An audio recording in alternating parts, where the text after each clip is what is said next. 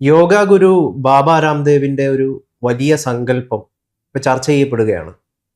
പാകിസ്ഥാനും ബംഗ്ലാദേശും അഫ്ഗാനിസ്ഥാനും ഒരു നാൾ ഇന്ത്യയുമായിട്ട് കൂടിച്ചേരും, ഒന്ന് വെയിറ്റ് ചെയ്യൂ, കുറച്ച് പേഷ്യൻസ് കാണിക്കൂ എന്നാണ് അദ്ദേഹം കഴിഞ്ഞ ദിവസം പറഞ്ഞിരിക്കുന്നത്.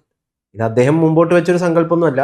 നേരത്തെ തന്നെ RSSന്റെ വലിയ നേതാക്കൾ ഈ കാര്യം പറഞ്ഞിട്ടുണ്ട്. അഖണ്ഡ ഭാരതം എന്ന് പറയുന്ന അവരുടെ വലിയൊരു ലക്ഷ്യം എന്ന് പറയുന്നത്. ഇത് ശരിക്കും പറഞ്ഞു കഴിഞ്ഞാൽ ഇവർ തുടരെ തുടരെ ഇതിങ്ങനെ പറഞ്ഞുകൊണ്ടിരിക്കുകയാണ്. എന്താണ് യഥാർത്ഥത്തിൽ ഉദ്ദേശിക്കുന്നത്? ഇപ്പം പാകിസ്ഥാനിൽ നമുക്കറിയാം ബലൂച്ചികൾ, അവർ സ്വയം പ്രഖ്യാപിച്ചിരിക്കുന്നത് ഞങ്ങൾ സ്വതന്ത്രമായി, ഞങ്ങൾക്ക് പാകിസ്ഥാനുമായിട്ടൊരു ബന്ധവുമില്ല. ബലൂച്ചികൾക്ക് പിന്നിൽ അവരെ ഫണ്ട് ചെയ്യുന്നത് ഇന്ത്യയാണെന്നുള്ള ആരോപണം നിലനിൽക്കുന്നുണ്ട്. അപ്പം ആ ലക്ഷ്യത്തിലേക്ക് ഇന്ത്യ എത്തുമോ? ഇപ്പം POK നമ്മളുമായിട്ട് ചേരാൻ പോകുന്നു എന്ന് കേൾക്കുന്നു. അവിടുത്തെ ജനങ്ങൾക്ക് മേൽ അത്തരത്തിലുള്ള താല്പര്യം ഉണ്ടെന്ന് അറിയാൻ കഴിയുന്നു. അപ്പോൾ ഈ ഒരു വലിയ ലക്ഷ്യമുണ്ടല്ലോ, പാകിസ്ഥാനും ബംഗ്ലാദേശും അഫ്ഗാനിസ്ഥാനും ഒരു നാൾ ഇന്ത്യയുടെ ഭാഗമാകും എന്നുള്ളത്. ചിലപ്പോൾ നമ്മളൊന്നും ജീവിച്ചിരിപ്പുണ്ടാവില്ല, പക്ഷെ അത് നടക്കുമോ മാഷേ? അല്ല, RSS സ്വപ്നം കാണുന്ന ഈ അഖണ്ഡ ഭാരതത്തിലാണ് ഇതൊക്കെ ഉള്ളത്. അതൊക്കെ ഒരിക്കലും നടക്കാൻ പോകുന്നൊരു കാര്യമായിട്ട് എനിക്ക് തോന്നുന്നില്ല. ഞാൻ അങ്ങനെ അതിനെ വിലയിരുത്തുകയും ചെയ്യുന്നില്ല. കാരണം അതിനകത്ത് ഒരുപാട് സംഘർഷഭരിതമായിട്ടുള്ള ഉൾപ്പിരിവുകളുണ്ട് എന്നുള്ള കാര്യത്തിൽ തർക്കമില്ല. കാരണം RSS അതിശക്തമായിട്ട് എതിർക്കുന്ന ഒരു സമുദായമാണ് മുസ്ലിം സമുദായം എന്ന് പറയാം. ഇന്ത്യയുടെ ശത്രുക്കൾ മുസ്ലിങ്ങളാണ് എന്ന് പ്രഖ്യാപിക്കുകയും അതിനനുസരിച്ചിട്ട് പ്രസ്താവന നടത്തുകയൊക്കെ ചെയ്യുന്ന ഒരു സംവിധാനം എങ്ങനെയാണ് മുസ്ലിങ്ങൾ മാത്രം താമസിക്കുന്ന ഇടങ്ങൾ ഇന്ത്യയുടെ ഭാഗമായി തീരും എന്ന് പറയുന്നത്? പാകിസ്ഥാൻ, ബംഗ്ലാദേശ്, അഫ്ഗാനിസ്ഥാനെ എങ്ങനെ നമ്മൾ കൂട്ടും? ലോകത്ത് ഇത്രമാത്രം സ്ത്രീ വിരുദ്ധമായ പ്രവർത്തനം നടത്തുന്ന, സ്ത്രീകൾ പഠിക്കാൻ പോയി കഴിഞ്ഞിട്ടുണ്ടെങ്കിൽ അവരെ കൊന്നുകളയുന്ന ആളാണ്. അവരൊക്കെ എങ്ങനെയാണ് ഇന്ത്യയുടെ ഭാഗമായിട്ട് മാറുക? എന്ത് ചരിത്രബോധത്തിൽ നിന്നുകൊണ്ടാണ് ഇങ്ങനെ ഉള്ള ഒരു സ്വപ്നം ബാബ രാംദേവ് കാണുന്നത് എന്ന് എനിക്ക് മനസ്സിലാവുന്നില്ല. കാരണം അദ്ദേഹം ഒരു യോഗാചാര്യന്, അദ്ദേഹം ശ്രദ്ധയിൽ വരുന്നത് തന്നെ അഴിമതിക്കെതിരെയായിട്ടുള്ള അണ്ണാ ഹസാരയുടെ സമരത്തിൻ്റെ ഭാഗമായിട്ട് നിരാഹാരം കിടക്കുന്നതോടുകൂടിയാണ്.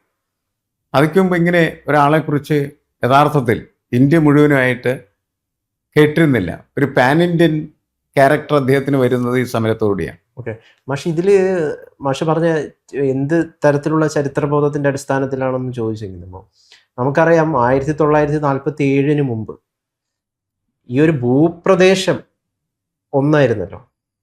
അഫ്ഗാനിസ്ഥാനായാലും പാകിസ്ഥാനായാലും അല്ലെങ്കിൽ ബംഗ്ലാദേശ് ആയാലും മുറിഞ്ഞു പോയ പ്രദേശങ്ങളാണ്.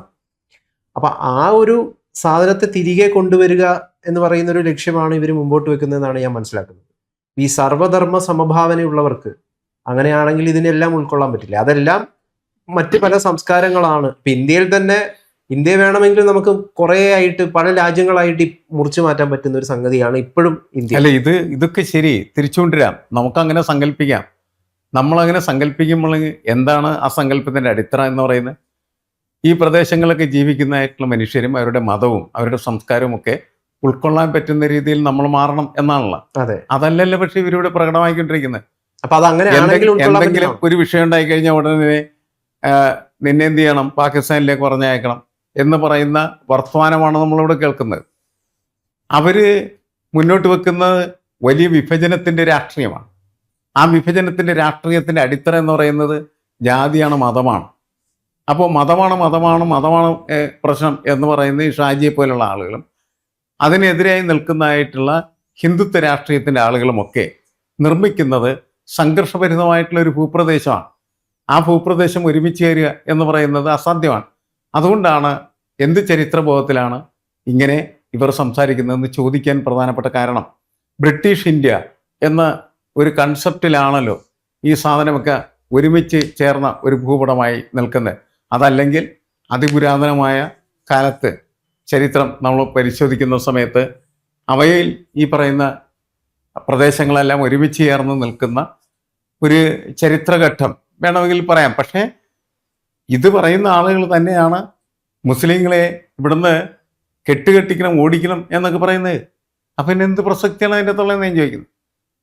അവരതിന് പകരം മറിച്ച് പറയുകയാണ് മുസ്ലിങ്ങൾ ഞങ്ങളുടെ സഹോദരന്മാരാണ്, അല്ലെങ്കിൽ എല്ലാ മതങ്ങളെയും ഞങ്ങൾ ഒരേപോലെ ഉൾക്കൊള്ളാനായിട്ട് തയ്യാറാണ് എന്ന് പറയുകയാണെന്ന് വെച്ച് കഴിഞ്ഞാൽ നമുക്കത് മനസ്സിലാക്കാം. അങ്ങനെ ഇരുന്ന് സംസാരിച്ചിട്ടാണ് ഇതെല്ലാം ഒരുമിച്ച് ചേരുന്ന ഒരു കാലത്തെക്കുറിച്ച് സ്വപ്നം കാണുന്നതെന്ന് വെച്ചാൽ അത് തെറ്റില്ല. കാരണം അത് സാധ്യമായാലും ഇല്ലെങ്കിലും ഇപ്പോൾ സംഘർഷഭരിതമല്ലത്. പക്ഷെ ഇപ്പം അവർ ചെയ്തുകൊണ്ടിരിക്കുന്നത് അതല്ല. മുസ്ലിങ്ങളെ ഇവിടുന്ന് കയറ്റി അയക്കണം എന്നുള്ളതാണ് പ്രധാനപ്പെട്ട ചിന്ത. അടൂർ ഗോപാലകൃഷ്ണനെ പോലെയുള്ള ആളുകൾ പോലും പാകിസ്ഥാനിലേക്ക് കയറ്റി അയക്കണം എന്ന് ഇവിടെ സംസാരിച്ചത് BJPയുടെ ഒരു നേതാവാണ്. അപ്പോൾ അവരിങ്ങനെ സംസാരിച്ചുകൊണ്ടിരിക്കുമ്പോൾ നമ്മളെങ്ങനെ അവരുടെ ഈ അഖണ്ഡ ഭാരത സ്വപ്നം എന്ന് പറയുന്ന ഇന്ത്യ, പാകിസ്ഥാൻ, ബംഗ്ലാദേശ്, അഫ്ഗാനിസ്ഥാൻ ഒക്കെ കൂടി ചേർന്നായിട്ടുള്ള ഭൂപ്രദേശം, ആ സ്വപ്നം എങ്ങനെ സാക്ഷാത്കരിക്കാൻ കഴിയും? ഇതിലിപ്പം ഇത് മാത്രമല്ല, അദ്ദേഹത്തിന്റെ ലക്ഷ്യത്തിൽ മറ്റു പല ലക്ഷ്യങ്ങളും ഉണ്ട്. അതായത് ഇന്ത്യ പാസ്പോർട്ട് ഇല്ലാതെ ഇന്ത്യക്കാർക്ക് ലോകത്തെല്ലായിടത്തും എല്ലാ രാജ്യങ്ങളിലും സന്ദർശിക്കാൻ പറ്റുന്ന ഒരു കാലം. ഇന്ത്യൻ റുപ്പി അതിന് പറയുന്നത് ഇന്ത്യ വികസിക്കണം എന്നാണ് പുള്ളി പറയുന്നത്. പുള്ളി അതിൽ പ്രധാനപ്പെട്ടിട്ട് പുള്ളിയുടെ ചിന്തകളിൽ കുറെ മാറ്റങ്ങൾ സംഭവിച്ചിട്ടുണ്ട്. ഇപ്പം പറയുന്നത് എന്താന്ന് വെച്ച് കഴിഞ്ഞാല് മതപരമായിട്ടുള്ള സംഘർഷങ്ങൾ ഒഴിവാക്കിയിട്ട് യഥാർത്ഥ വിഷയങ്ങൾ, ഇപ്പം യുവാക്കളുടെ പ്രതിഷേധത്തെ ഇയാൾ അനുകൂലിക്കുന്നുണ്ട്, പേപ്പർ ലീക്കുമായി ബന്ധപ്പെട്ടിട്ടുള്ള നീറ്റ് ചോദ്യപേപ്പർ വിഷയത്തെ അപലപിക്കുന്നുണ്ട്. അപ്പോൾ ഈ മതപരമായിട്ടുള്ള സംഘർഷങ്ങൾ ഒഴിവാക്കി യഥാർത്ഥ വിഷയങ്ങളെക്കുറിച്ച് ചർച്ച ചെയ്യണം. ഈ നാട്ടിൽ ഹിന്ദുക്കളോ ക്രിസ്ത്യാനികളോ മുസ്ലിങ്ങളോ അല്ല അപകടത്തിൽ, യഥാർത്ഥത്തിൽ ഇന്ത്യ എന്ന് പറയുന്ന കൺസെപ്റ്റാണ് നിലവിൽ അപകടത്തിലായിരിക്കുന്നത്. അതിനെ മാറ്റിയെടുക്കണം. ഇന്ത്യൻ റുപ്പി ഡോളറിനും പൗണ്ടിനും തുല്യമായിട്ട്, അല്ലെങ്കിൽ അതിലും വലിയ ശക്തിയായിട്ട് ഇന്ത്യൻ റുപ്പിയെ നമുക്ക് മാറ്റിയെടുക്കണം. അങ്ങനെ മാറ്റിയെടുക്കാൻ സാധിച്ചു കഴിഞ്ഞാൽ വിസയില്ലാതെ ലോകത്തെ എല്ലാ സ്ഥലത്തും ഇന്ത്യക്കാർക്ക് സന്ദർശിക്കാൻ പറ്റുന്ന ഒരു കാലം വരും. ഇതൊക്കെയാണ് ബാബാ രാംദേവിന്റെ വലിയ വിശിഷ്ടമായിട്ടുള്ള വലിയ ലക്ഷ്യങ്ങൾ എന്ന് പറയുന്നത്. പാസ്പോർട്ട് ഇല്ലാതെ ഇന്ത്യക്കാർക്ക് ലോകത്തെവിടെയും സഞ്ചരിക്കാം എന്ന് അദ്ദേഹം പറയുന്നുണ്ടെങ്കിൽ അദ്ദേഹത്തിൻ്റെ മനസ്സിനകത്തുള്ളത് ഇന്ത്യ എന്ന് പറയുന്നത് ലോകമായി മാറി എന്നാണ് അതിൻ്റെ അർത്ഥം. മനസ്സിലായേ? എന്നുവെച്ചാൽ ഇന്ത്യ പാകിസ്ഥാനെ ഇന്ത്യയുടെ ഭാഗമാക്കി ചേർക്കുന്നു, അഫ്ഗാനിസ്ഥാനെ ഇന്ത്യയുടെ ഭാഗമായി ചേർക്കുന്നു, ബംഗ്ലാദേശിനെ ഇന്ത്യയുടെ ഭാഗമായി ചേർക്കുന്നു, നേപ്പാളിനെ ഇന്ത്യയുടെ ഭാഗമാക്കുന്നു, ചൈനയെ, ഇന്തോനേഷ്യയെ, അമേരിക്കയെ, യൂറോപ്പിനെ ഒക്കെ ആക്കി കഴിയുമ്പോൾ ശരിയാണ്. ഇന്ത്യ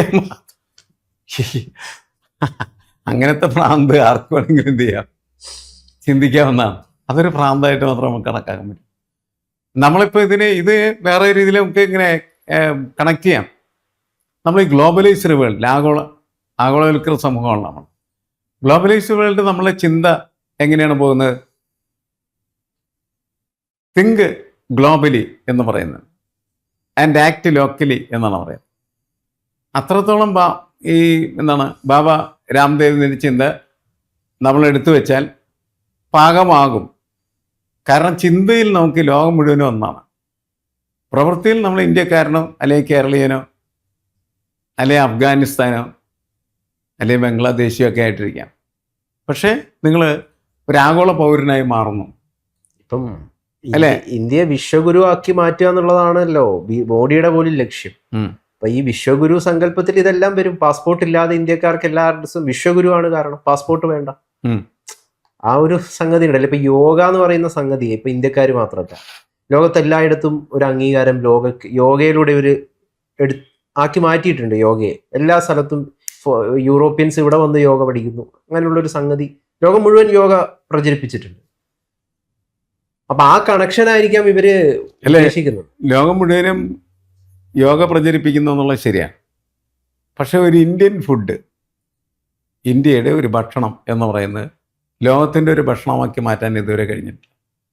നമ്മളുടെ കേരളം, തമിഴ്നാടൊക്കെ ഉപയോഗിക്കുന്നതായിട്ടുള്ള സാമ്പാർ, അത് ഇന്ത്യയിൽ ഏതെങ്കിലും സംസ്ഥാനത്ത് ബാക്കിയുള്ള ആൾക്കാർ ഉപയോഗിക്കില്ല. എന്നാൽ കൊക്കോകോള എന്ന് പറയുന്നത് അവർക്ക് ലോകത്ത് മുഴുവൻ എന്ത് ചെയ്യാൻ പറ്റി? വിൽപ്പന നടത്താൻ പറ്റി. ഇപ്പോൾ വിൽപ്പന നടത്താൻ പറ്റുന്നുണ്ട്.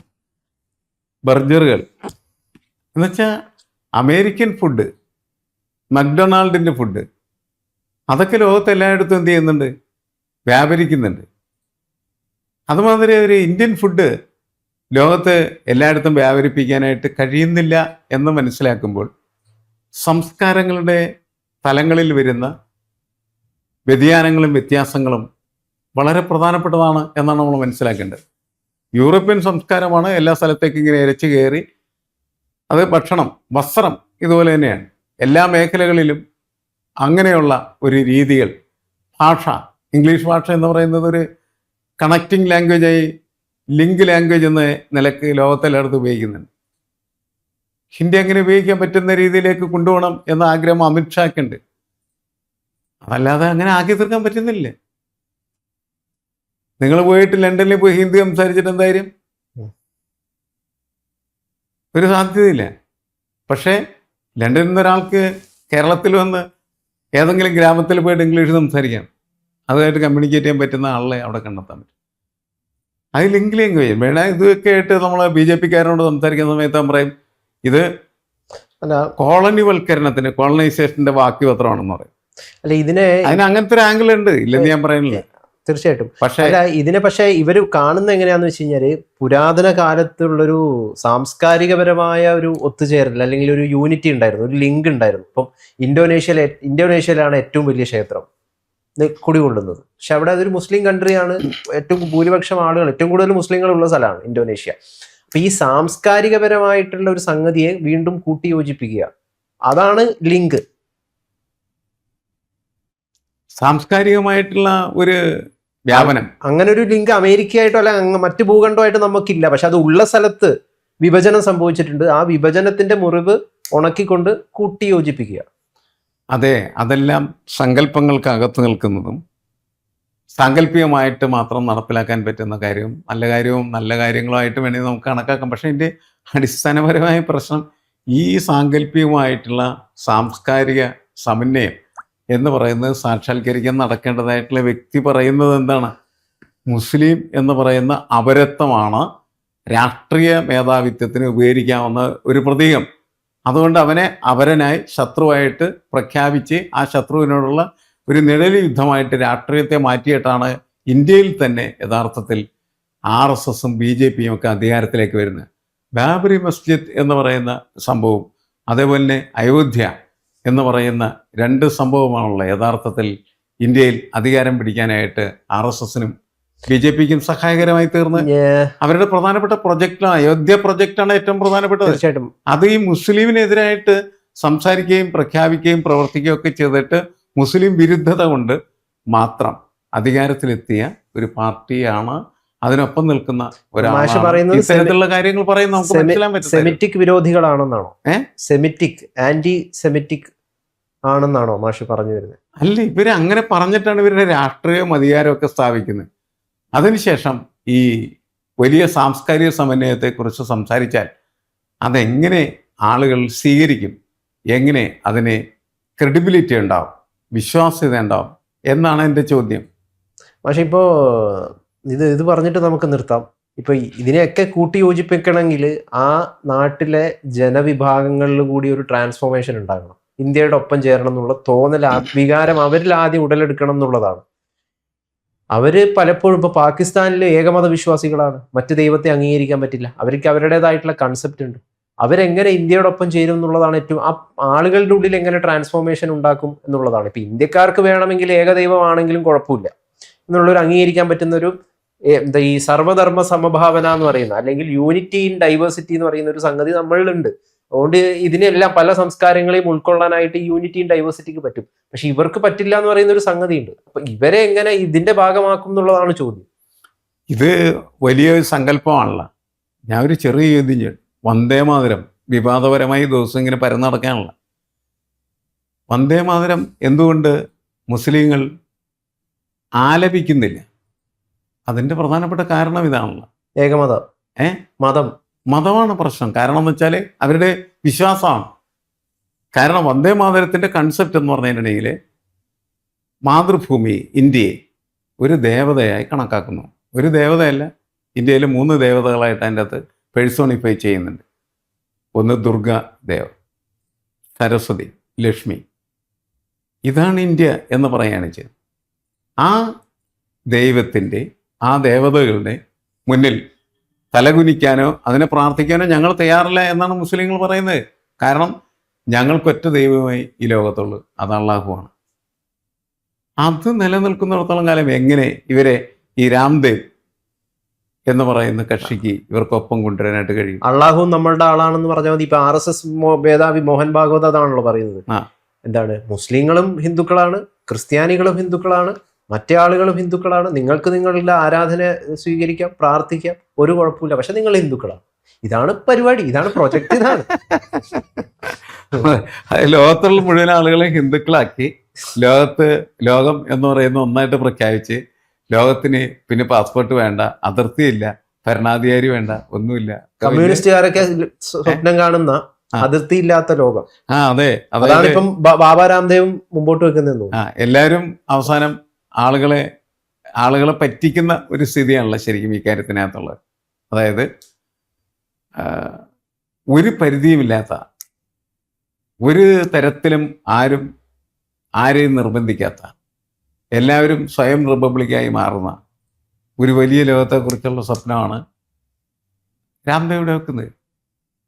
അപ്പോൾ അദ്ദേഹം ഒരു യോഗാചാര്യൻ എന്ന നിലയ്ക്ക് പരിഗണിക്കപ്പെടാമെങ്കിലും മറ്റു കാര്യങ്ങളിൽ അദ്ദേഹത്തിൻ്റെ പ്രസക്തി, രാഷ്ട്രീയ പ്രസക്തി എന്ന് പറഞ്ഞതിന് കുറവാണെന്നാണ് ഞാൻ കണക്കാക്കുന്നത്.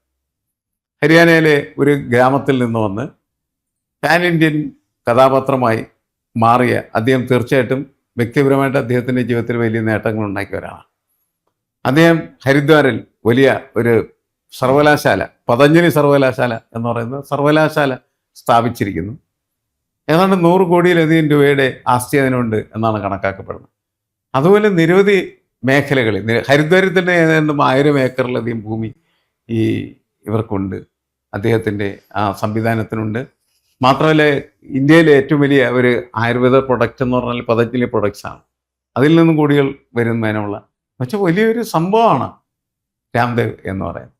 പക്ഷെ അത് അദ്ദേഹത്തിൻ്റെ പൊളിറ്റിക്കൽ വിഷൻ എന്ന് പറയുന്നത് എത്രമാത്രം പ്രസക്തമാണ് എന്നത് പരിശോധിച്ചാൽ എനിക്ക് തോന്നുന്നത് അത് ഒരു സ്വപ്നത്തിൻ്റെ പ്രസക്തി മാത്രമേ അതിനുള്ളൂ എന്ന് മാത്രമേ ഉള്ളൂ. അതൊരിക്കലും നിങ്ങൾക്ക് പ്രയോഗത്തിൽ കൊണ്ടുവരാൻ കഴിയുന്നത്, പ്രായോഗികമായിട്ടുള്ള രീതിയിൽ സാക്ഷാത്കരിക്കപ്പെടാൻ കഴിയുന്നതോ അല്ല എന്നുള്ളതാണ്. പക്ഷേ അദ്ദേഹത്തിൻ്റെ ഒരു വിശാല മനസ്കത നമുക്ക് ഇതിനകത്ത് കാണാം. ഇത് വലിയ ലോകമായി മാറുന്നതിനെക്കുറിച്ചുള്ള സ്വപ്നമാണ്. പക്ഷെ അപ്പോഴും അതിനകത്തുള്ള പ്രശ്നം, അതിൻ്റെ പരിമിതി എന്ന് പറയുന്നത് അത് ഹിന്ദുത്വമാണ് എന്ന് പറഞ്ഞ് സ്ഥാപിക്കലാണ്, അല്ലേ? അതല്ലേ പ്രശ്നം.